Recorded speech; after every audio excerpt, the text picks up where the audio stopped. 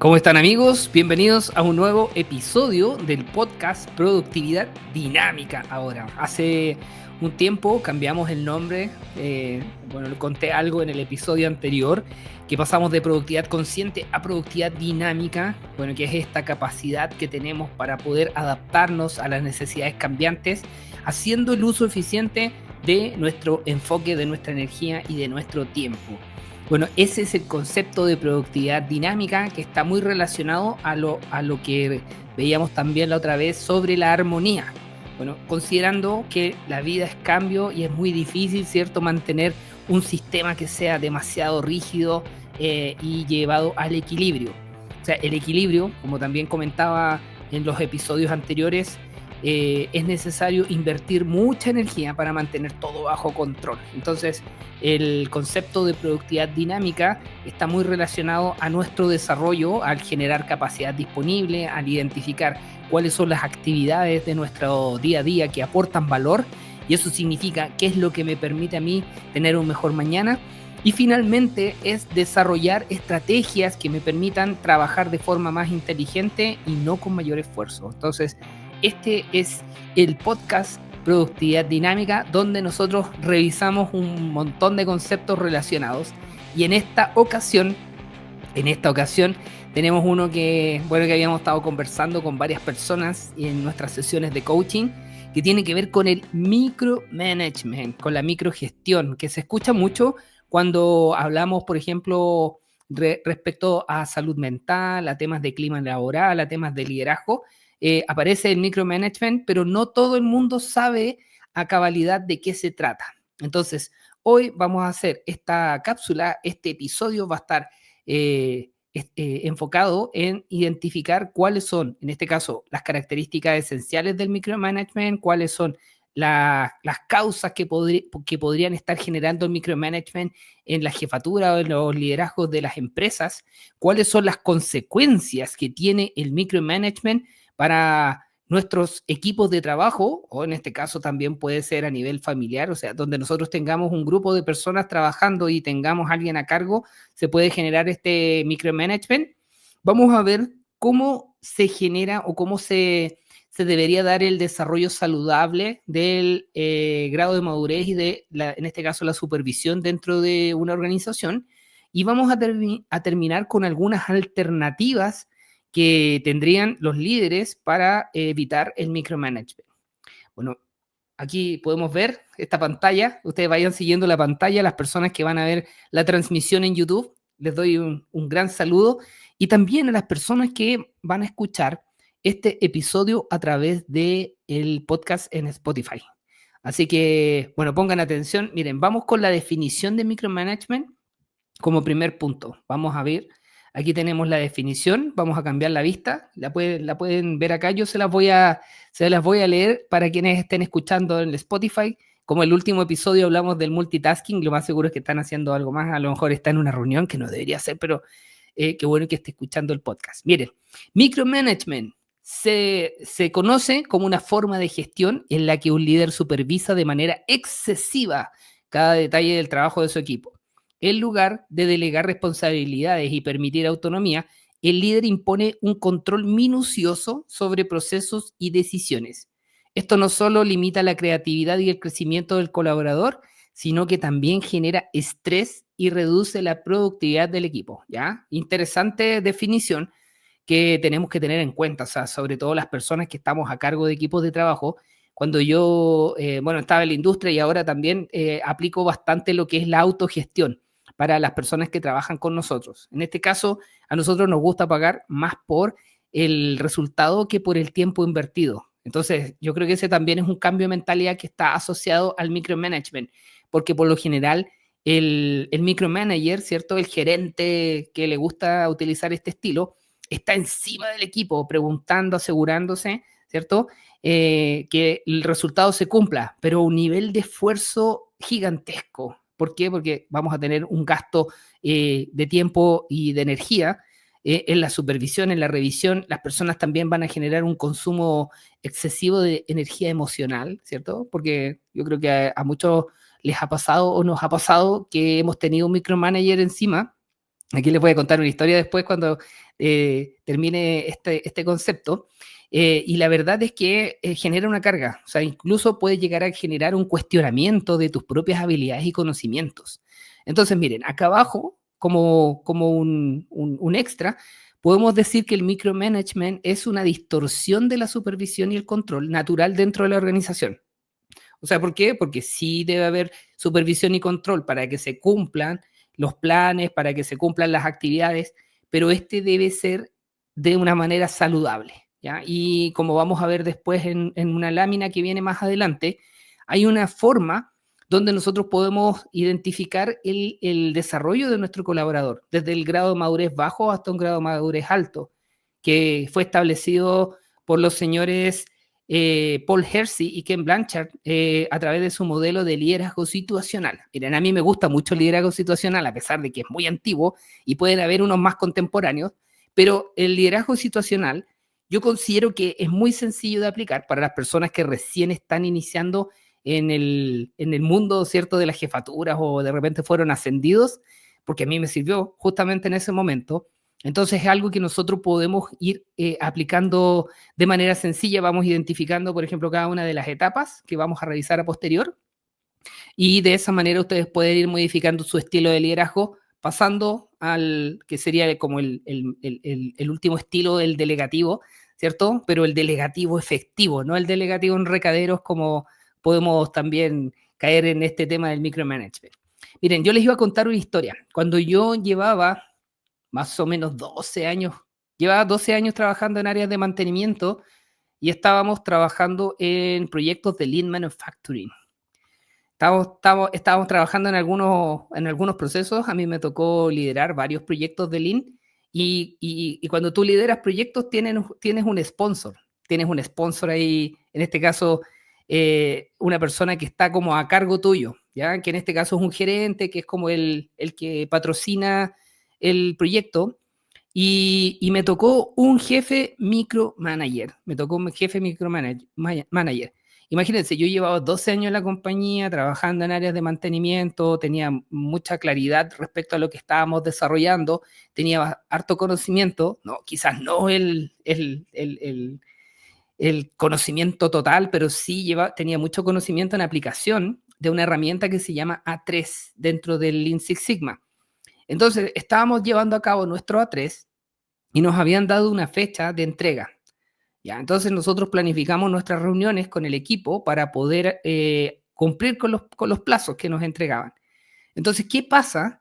Que nuestro sponsor, que también estaba patrocinando otros proyectos y me habían dicho que más o menos era esta forma de trabajar, él me solicitaba de que el A3 tenía que estar listo a la fecha que él dijera, o sea, que había que enviarle el A3 completo, o sea, los que más o menos están interiorizados en este tema de la industria y con los modelos A3 o los formatos A3, saben que se conforman de diferentes etapas, que son 7 etapas de trabajo, ¿cierto? Donde nosotros vamos completando en función de la información que vamos recopilando. Entonces hay que hacer por ejemplo, una definición, hay que hacer un análisis, hay que hacer unas mediciones, luego establecer unas contramedidas. Entonces, ¿qué pasa? Que no era como, oye, mándame la 3 la próxima semana porque quiero revisar cómo lo van a presentar. Y la verdad es que era complejo porque para poder cumplir con lo que solicitaba este señor, que le mandamos un saludo ahí a la distancia, la verdad era difícil porque tú no podías terminar el A3 completo y él nos exigía que le entregáramos un preliminar del A3.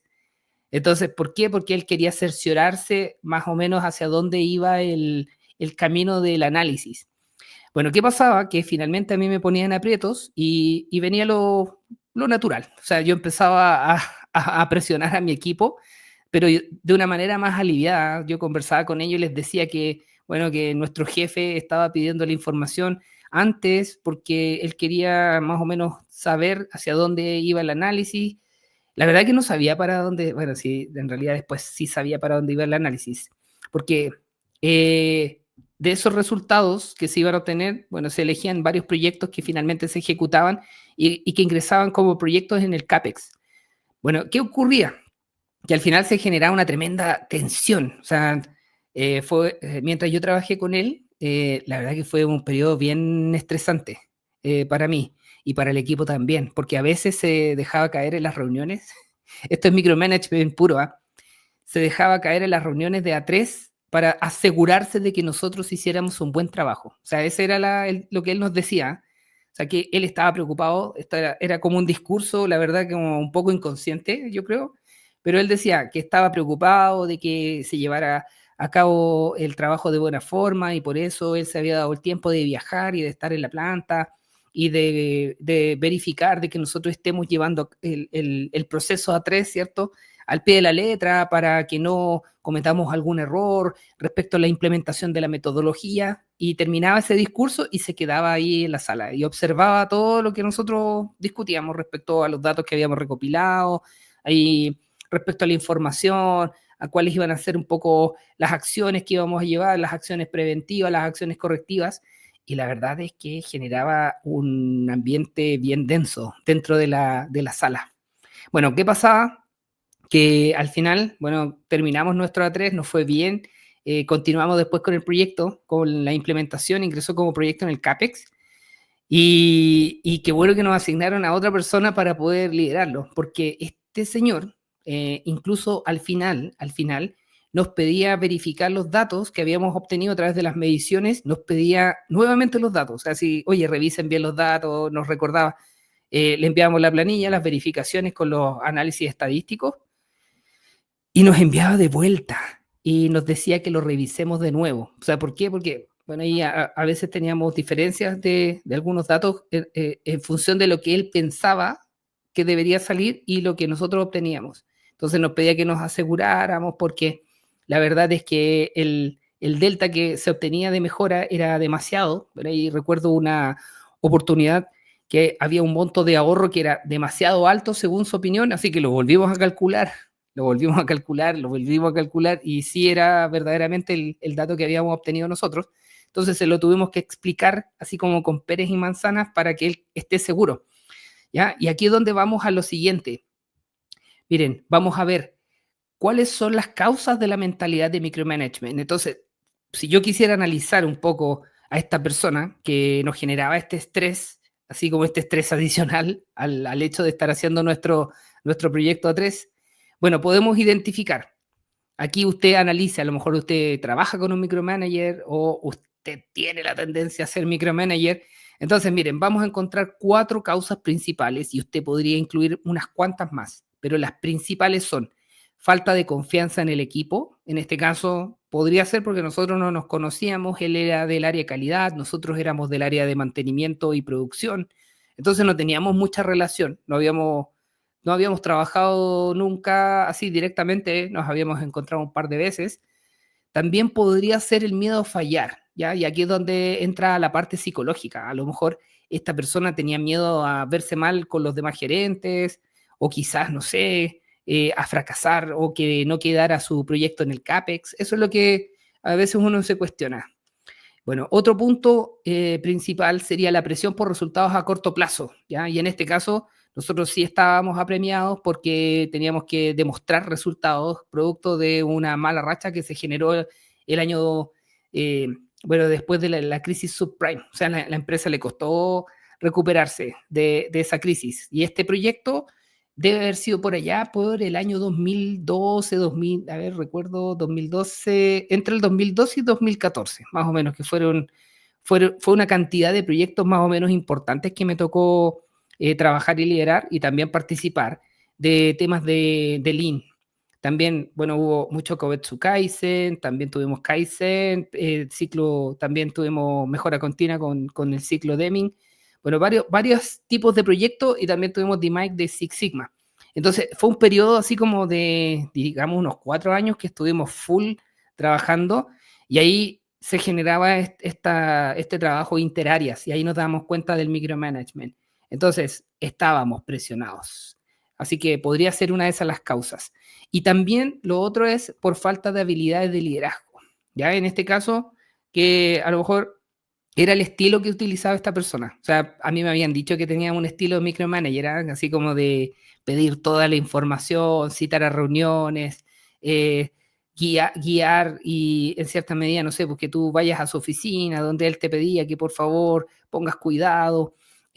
Cuando tú te juntabas con alguien para hablar del proyecto, igual te decía, manténme informado si hablas con alguien de producción o si pides un dato, avísame, envíame un correo. Entonces al final yo sentía, la verdad el sentimiento era que yo no podía mover un dedo en ese proyecto sin que él estuviera informado. O sea, ese era, la verdad que todo era reporte, reporte, reporte, enviar correo, no sé, jefe, sabe que voy a hacer esto, voy a hablar con tal persona, hemos encontrado tal, no sé, encontramos un hallazgo, tenemos tal dato, tal resultado. Entonces, todo era informado. Entonces, puede ser también por una falta de habilidades de liderazgo que a veces uno tiene la tendencia y se distorsiona nuestro liderazgo y pensamos que como que nuestra herramienta es un martillo, entonces pensamos que todos son clavos. ¿Ya? Ese es un dicho que se escuchaba mucho en mi empresa, que había que saber qué herramienta utilizar según el problema al cual nosotros nos veíamos enfrentados. Entonces, esa es una tendencia natural de las personas porque no desarrollan sus habilidades de liderazgo. Entonces, el micromanagement está muy relacionado al estilo de liderazgo. Ya, miren, vamos a las consecuencias. Y aquí yo ya les nombré varias que podían estar relacionadas a las consecuencias que estaba viviendo en ese minuto. Ya, y vamos a tener varias consecuencias acá. También usted vaya escuchando, si está escuchando el podcast o si están escuchando o viendo el canal de YouTube, veamos, miren, ya, posibilidades, ¿qué podría pasar si nosotros tenemos un jefe micromanager de microgestión? Puede haber alta rotación de personal, ¿ya? Entonces uno analiza, alta rotación de personal, ¿ya? ¿Por qué? Porque hay mucha presión. Vamos a tener malestar y estrés crónico, y ese estrés crónico podría derivar en burnout, en síndrome del burnout, ¿cierto? Que empieza este desgaste del equipo. ¿Por qué? Porque el jefe no confía en ti, siempre te está pidiendo entregar información, hacer una verificación antes de mandar ese reporte, revísalo una vez, revísalo dos veces. Entonces es desgastante para una persona. Aquí donde vamos al grado de madurez. Si tú tienes un grado de madurez técnico alto, llevas varios años trabajando en ese cargo, ya sabes cómo hacer el trabajo, entonces tener una persona que esté constantemente, quizás no cuestionando, pero sí solicitándote que hagas el retrabajo, ¿cierto?, de verificación, entonces igual llega un momento donde podríamos llegar a cuestionar nuestras habilidades o nuestro conocimiento, ¿ya? Y en ese caso, en ese periodo a mí me pasó, ¿eh? A pesar de llevar mucho tiempo haciendo lo mismo, y sabiendo sobre mantenimiento, como que sentía que no tenía libertad. Entonces llega un momento en que la verdad yo le preguntaba todo, y ahí es donde llegamos a eso de parálisis y baja productividad y dependencia del liderazgo. O sea, como que llega un momento donde algunas cosas a mí incluso internamente me molestaban, porque tenían que ver con el trabajo mantenimiento. Entonces yo le preguntaba si lo hacía de esa manera o lo hacía de otra manera. Y él me decía, pero si tú eres el experto, ya, pero que usted me está pidiendo que le pregunte. O sea, yo soy el experto en mantención mecánica y sé distinguir cuando se hace un montaje de una manera o de otra manera, o una verificación o una calibración de un equipo. Entonces llega a ese punto donde tú te cuestionas. Entonces dices, ya, esto también lo voy a preguntar para saber, porque en una de esas capaz que me reten. Y ahí es donde viene esta parálisis y baja proactividad. Y te empiezan a cuestionar, ¿eh? Porque aquí donde en un minuto, a mí la misma persona, así como el mundo al revés, me cuestionó por falta de iniciativa. Entonces tuvimos una conversación donde él me dijo que yo estaba teniendo falta de iniciativa, que al final le estaba preguntando todo, y ahí es donde caí en conciencia de que la verdad él no era consciente, valga la redundancia, de que estaba aplicando micromanagement. Y otro punto interesante, miren, yo en esa época, la verdad, entre el 2012 y el 2014, recién estaba aprendiendo habilidades blandas o coaching, ¿cierto? Todo lo que tenía que ver con las power skills asociadas a las soft skills.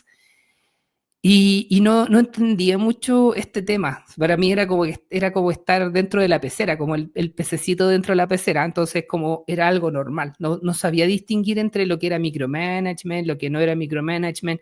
Recién llegaba un par de años estudiando la productividad.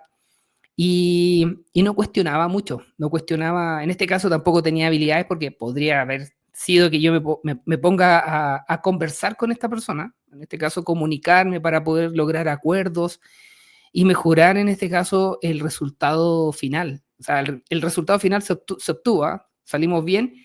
El problema fue el costo del equipo a nivel de energía, a nivel de, yo diría salud mental, aunque en esa época no se hablaba mucho de salud mental, uno le echaba para adelante nomás, pero la verdad sí, yo me estresé bastante y, y ocurrió con algunos integrantes del equipo que se generó dependencia en el liderazgo, o sea, como que las personas le preguntaban a este jefe, ¿cierto? A nuestro sponsor, qué hacer. Y aquí yo creo que eso es uno de los grandes problemas que genera el micromanagement, que como que te paraliza, ¿cierto?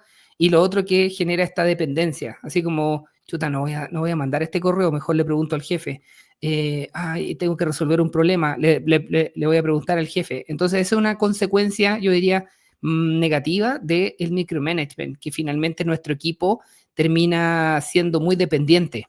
Entonces, los mantengo en ese estado como de un grado de madurez baja y genero este cuestionamiento de sus conocimientos, sus habilidades o su capacidad para poder responder a las necesidades que están apareciendo en el horizonte.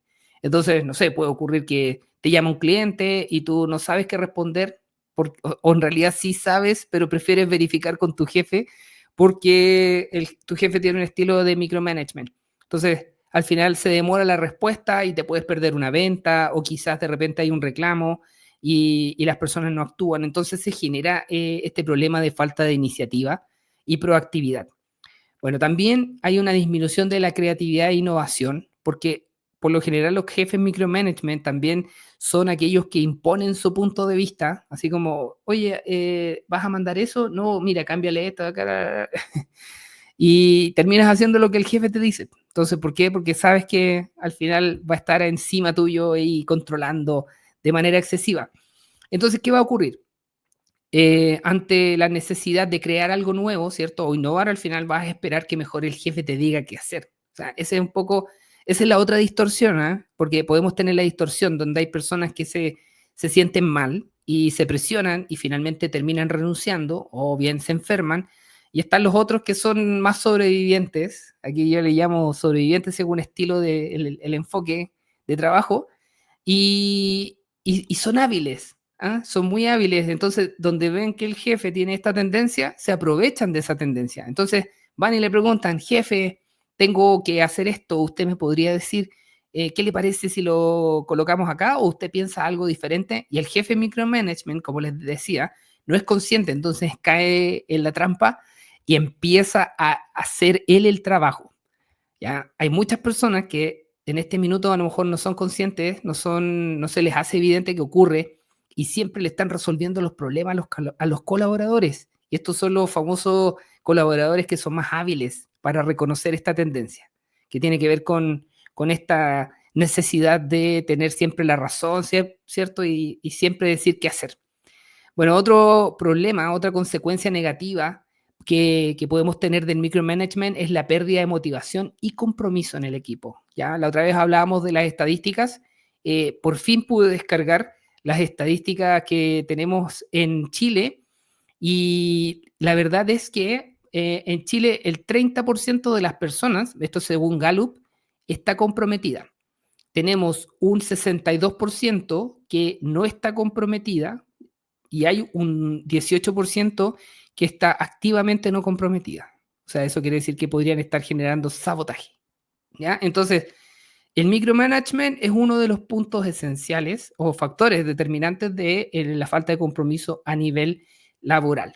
Bueno, también vamos a tener un deterioro del clima y esto está muy asociado a la parte emocional. O sea, cuando nosotros empezamos a tener estas tensiones y conflictos dentro del equipo, producto de que, no sé, a lo mejor tenemos mucha experiencia y nuestro jefe está encima y no nos deja hacer, ¿cierto? O sea, es como natural que a uno se le empiece a generar algún tipo de cuestionamiento o problema interno ahí, una carga emocional adicional y a veces hasta no tiene ganas de ir al trabajo. O sea, es como, hoy voy a ir de nuevo al trabajo y al final el jefe me anda controlando. y quiere saber todo, y quiere que lo copien los correos, y no sé, y que le pregunte si voy a llamar por teléfono a alguien o si voy a visitar a un cliente. Entonces, la verdad es que llega a ser molesto para una persona que tiene experiencia y tiene conocimiento en su cargo, ¿ya? Porque en algunos casos, aquí les cuento, hemos tenido algunas discusiones respecto a este tema. O sea, por eso yo digo, la supervisión y el control tiene que ser saludable. O sea, por algo a ti te nombran jefe y tienes que supervisar y controlar lo que está haciendo tu equipo, pero dentro de un marco de que sea normal, ¿cierto? O sea, tiene que ser, como les decía, saludable. No tiene que ser una supervisión y control tóxico, así como excesivo, porque si no se transforma en micromanagement. Bueno, el último punto es que se van a obtener resultados sostenidos a costa del equipo, ¿ya? Y aquí muchas empresas logran lo que yo llamo los resultados reactivos. O sea, es una gestión reactiva respecto a los resultados que buscan. Y esa gestión reactiva al final lo que genera es mucha pérdida, mucha improvisación. Entonces, para poder lograr el resultado tienes que invertir mucha energía. Y eso es a costa de la salud física y mental del equipo, física, mental y emocional del equipo, ¿ya? Y aquí es como a fin de año a lo mejor cumplimos la meta y están todos ahí contentos, pero la verdad es que sabemos cuál fue el costo, ¿cierto?, de alcanzar esos resultados que en realidad que no sabemos si vale la pena, ¿eh? Porque muchas veces son resultados más a corto plazo, por eso le llamo reactivo y no resultados de gestión proactiva, ¿ya? Entonces ahí tenemos las consecuencias del micromanagement y vamos a ver ahora esta laminita que está acá, miren, ahí las personas que están escuchando en el Spotify pueden ver, aquí les voy más o menos haciendo guiando cómo es este gráfico. Miren, en el eje Y tenemos el grado de madurez y por el eje X tenemos el tiempo.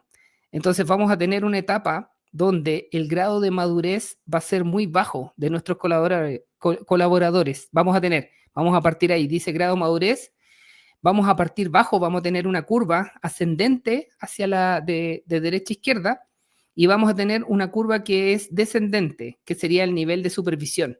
Entonces, en la medida que el grado de madurez aumenta, el nivel de supervisión debería disminuir. Y ahí es donde tenemos algunas características esenciales, por ejemplo, de nuestros colaboradores que están en estos niveles. Por ejemplo, las personas que están en el nivel de madurez baja tienen poco conocimiento de la tarea, que es cuando la gente ingresa recién al trabajo, se está adaptando. Puede que desde el punto de vista técnico tengan mucho conocimiento, pero desde el punto de vista de cultura organizacional, o sea, es donde nosotros tenemos que hacer este trabajo del onboarding, que debe durar ahí. Otra discusión que hemos tenido con los expertos, con algunos conocidos que son psicólogos organizacionales, con otros coaches y con otros ingenieros. Miren, en el mundo mecánico, voy a hablar de donde más tengo conocimiento, mucho conocimiento en este mundo, es donde he hecho harta investigación y también hemos llevado a cabo hartos proyectos.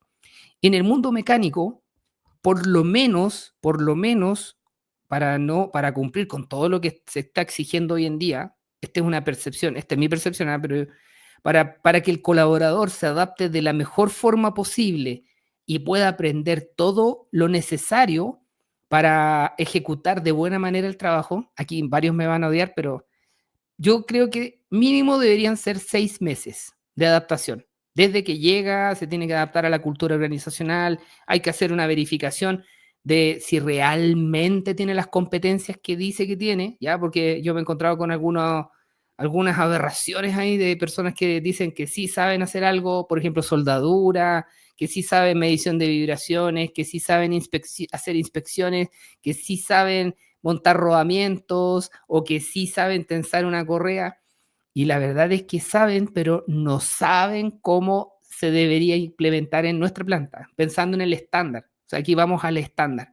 Entonces, en esa área, por lo menos son 6 meses de adaptación para cumplir con el estándar que se le exige. Y aquí estoy hablando del mundo forestal, estoy hablando del mundo minero, estoy hablando del mundo pesquero, estoy hablando del mundo de alimentos, estoy hablando del mundo de la energía. Bueno, eso es necesario. Entonces, en ese periodo de 6 meses, nosotros vamos a tener un colaborador con un nivel de madurez técnico bajo. Y aquí también viene el análisis del nivel de madurez personal, ¿ya? Porque nosotros podemos tener una persona que sea muy alto el grado de madurez técnico, pero quizás su nivel de madurez personal es bajo. Y aquí les comento algo que también ocurrió cuando yo estaba en la industria bueno, y que me ha tocado ver ahora como consultor, que de repente tú tienes una persona, por ejemplo, tienes un buen soldador o de repente tienes un buen analista. Vamos a otras áreas, por ejemplo, o tienes, por ejemplo, un, un buen planificador o un buen project manager. Técnicamente buen project manager, pero ahí desde el punto de vista técnico, pero personal, nivel personal, quizás le falta un poco desarrollar su madurez. Entonces, a veces hacen intervenciones que no corresponden, a veces no gestionan bien su temperamento en alguna reunión, cometen, no sé, se agarran con otra persona, ¿cierto? Discuten, no saben plantear su punto de vista. Entonces, aquí nosotros tenemos que hacer la distinción entre el conocimiento técnico, ya sea en este caso los mecánicos que tienen que saber mecánica, los eléctricos, la parte eléctrica, un analista, todo lo que tiene que ver con los indicadores, una persona que es project manager, todo lo relacionado con los proyectos, ¿cierto? Y el control y seguimiento. Pero por otro lado, también tiene que desarrollar sus habilidades personales y relacionales. Entonces, ese punto es interesante, ¿ya? Porque en la medida que la persona va desarrollando eso, el nivel de supervisión tiene que bajar, tiene que disminuir. ¿Ya? Entonces, por eso les decía que el micromanagement finalmente es una distorsión de la supervisión y el control natural dentro de una organización. Entonces, si tú quieres aplicar un buen liderazgo, en este caso tienes que identificar cuál es el grado de madurez técnico y, y la madurez personal de tu colaborador. Y en base a eso, aplicas tu estilo de liderazgo, que puede ser un estilo de liderazgo directivo, ¿cierto? Para una persona que tiene bajo nivel de madurez, directivo, en ese caso podría ser equivalente a un micromanagement, ¿cierto? Pero hay que acompañar a esa persona para que se adapte de buena manera, ¿ya? Y aquí el periodo puede variar, puede ser 2 meses, puede ser 3 meses, 6 meses, un año, ¿ya? Eso lo dejo a tu criterio. Y en la medida que la persona va demostrando mayor habilidad, mayor conocimiento y mayor manejo, tú empiezas a moverte del lado directivo al lado más participativo, persuasivo, hasta llegar al delegativo en tu estilo de liderazgo. Entonces aquí lo que nosotros vemos es una distorsión, porque hay personas que siempre han estado acostumbradas a lo mejor a trabajar en entornos con colaboradores de bajo nivel de madurez, por lo tanto, cuando ascienden o los cambian de área o se cambian de trabajo, llegan a equipos que quizás tienen un alto grado de madurez y aplican el mismo estilo directivo de liderazgo. ¿Ya? Esto es interesante porque nosotros cuando hacemos las evaluaciones de liderazgo, y aquí donde hablo un poco de la productividad dinámica, analizamos, según la encuesta de Hersey and Blanchard, cuál es el estilo de liderazgo situacional. Es como el primer paso, independiente de si existe el liderazgo adaptativo, el transformacional, ¿cierto? El liderazgo, otros estilos de liderazgo, ya que no recuerdo en este minuto, tenemos situacional, tenemos transformacional, tenemos transaccional, tenemos el adaptativo. Bueno, hay varias teorías ahí, pero como les decía, a mí me gusta el liderazgo situacional, entonces aplicamos la encuesta de Hersey and Blanchard y nos damos cuenta al tiro cuál es el estilo, de donde está más cargado para un lado. A veces muy cargado lo directivo, hay otras personas que están muy cargados lo delegativo y también tienen problemas. ¿Por qué? Porque a veces les toca un equipo de baja madurez y aplican delegativo, entonces empiezan a cometer muchos errores y eso finalmente les termina perjudicando, ¿ya? Entonces, este es un tema que tiene que ver con liderazgo y productividad que lo vamos a ver más adelante mejor, pero como ahora estamos hablando de micromanagement, el micromanagement es cuando la persona se queda ahí en ese lado, ¿cierto? Que sería aplicación del liderazgo directivo. Entonces, cualquiera sea el grado de madurez de su colaborador, le aplica directivo. y está ahí encima y está preguntando y es medio asfixiante, la verdad. ¿Ya? Entonces, para las personas que están escuchando en Spotify, pueden ir a mi canal de YouTube y ahí van a ver esta lámina, ¿cierto? Aquí está la lámina completa, la vamos a dejar ahí un rato.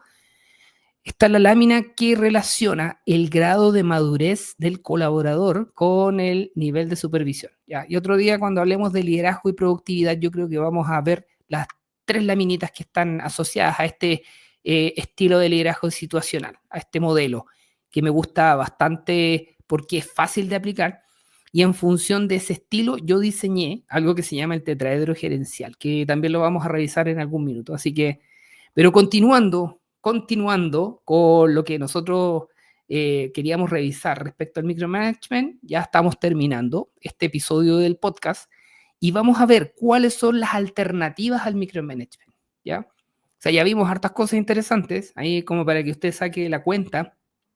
Y antes de contarle las alternativas al micromanagement, hay una historia sobre un samurái, un maestro samurái que le enseñaba a sus alumnos que era súper estricto respecto a las posturas que tenían que llevar y siempre los estaba corrigiendo, pero nunca los dejaba a ellos practicar solos, ¿ya? Esta es una fábula, ¿ya? Y siempre estaba ahí controlando los movimientos, que los hicieran de buena manera, y como nunca los dejaba practicar solos, los alumnos generaron una dependencia, y siempre también les generó un cuestionamiento respecto a sus propias habilidades. Empezaron a cuestionarse si realmente sabían o no. Bueno, llegó un momento en que los llamaron a la guerra, el shogun los llamó a la guerra, y todos los alumnos de ese maestro murieron en el primer combate. Y todos quedaron con la katana en el aire. O sea, levantaron la katana, dudaron de sí mismos y los mataron. Y lamentablemente esto se da por esta parálisis que se genera al cuestionamiento de nuestras propias habilidades producto del micromanagement. Entonces, la pregunta es, si ustedes son líderes o en este caso son colaboradores, ¿cuál es la pregunta? Si están ustedes aplicando micromanagement o están recibiendo micromanagement en sus organizaciones. Y en caso de que fuera así, ¿cuáles serían las alternativas? Y aquí están, miren, la primera, enfocarse en resultados y no en tiempo de ejecución. Justamente como les decía, nosotros en personas efectivas, nosotros no pagamos por tiempo, pagamos por resultados. O sea, si usted cumple, por ejemplo, eso de, tenemos varias personas que teletrabajan y no somos como de eso de, oye, nos juntamos a las 8:30 de la mañana y tienen que conectarse todos con la cámara y tienen que estar bañaditos, ¿cierto? Y no pueden ir a ninguna parte, no pueden hacer ningún trámite, ¿ya? Porque finalmente a nosotros nos interesa que el trabajo se cumpla. O sea, si hay que llamar por teléfono, si hay que entregar un documento, si tenemos que generar un reporte, si tenemos que ir a visitar a un cliente y hacer un levantamiento, tú puedes integrar eso con tu día a día. ¿Ya? Y lo que he visto que el teletrabajo está muy orientado a eso, del control, que tienes que estar en la reunión, que tienes que estar en el lugar de trabajo disponible si es que te necesito.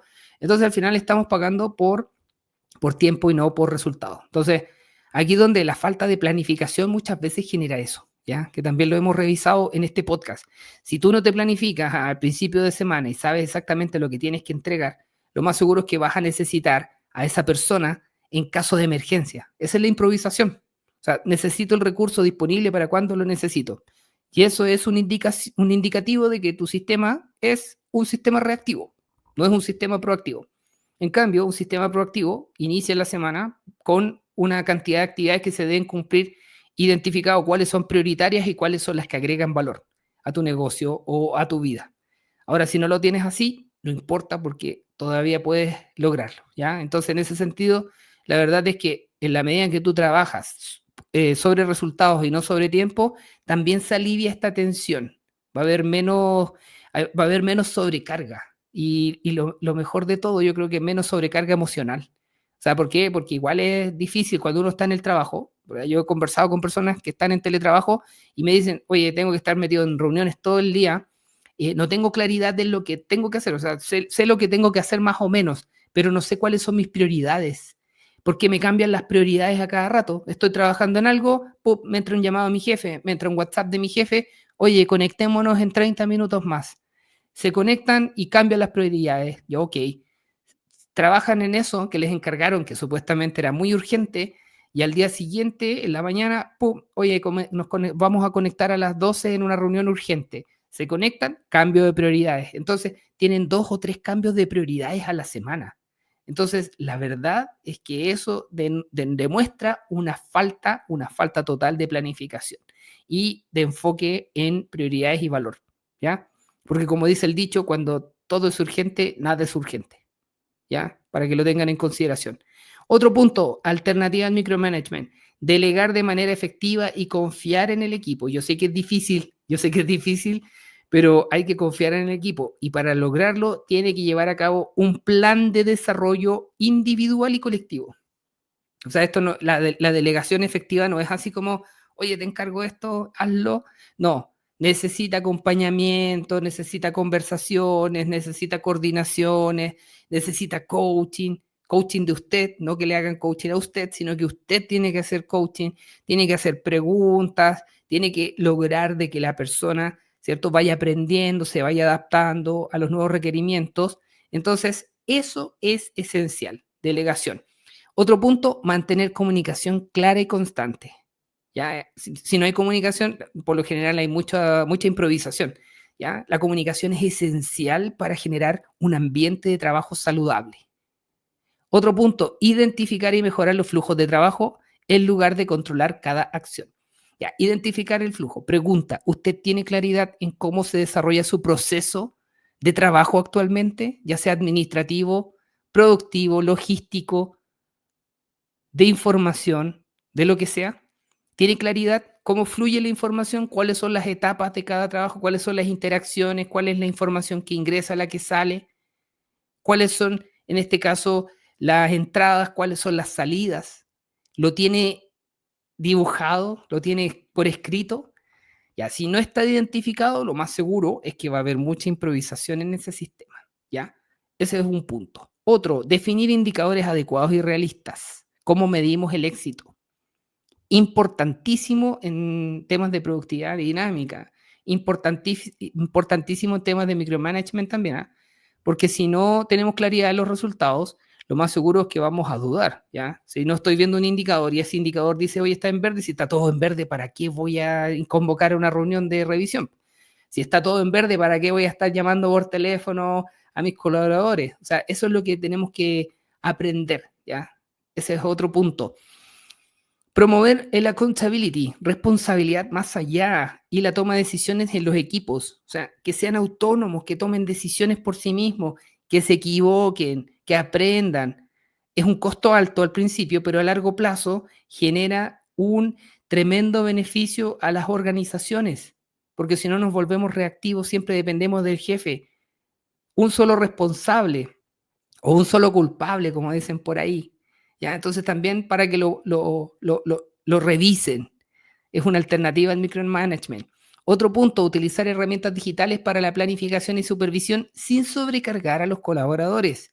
Ya que estuvo de moda un tiempo el uso de las apps, ¿cierto? Teníamos Slack Monday, Notion, teníamos To-Do, bueno, hoy en día igual se usan, Trello, tenemos Asana, está TickTick, está bueno, y se cambió, pero hay un montón de aplicaciones que nos sirven para mejorar el intercambio, ¿cierto?, de trabajo. Está la metodología Scrum, que se distorsionó un poco también, se fue al micromanagement, de verdad, pero el Scrum bien aplicado es saludable, ¿ya? Pero no cuestionen ahí para los Scrum Master, les mando un saludo a todos los Scrum Master, a mí también, porque yo soy Scrum Master, me mando un saludo y recuerden no cuestionar la evaluación de capacidad y de cumplimiento de las personas, porque eso ocurre muchas veces la metodología Scrum, los equipos, en este caso el Scrum Master tiene la tendencia a cuestionar la evaluación de tiempo que va a invertir una persona en el trabajo.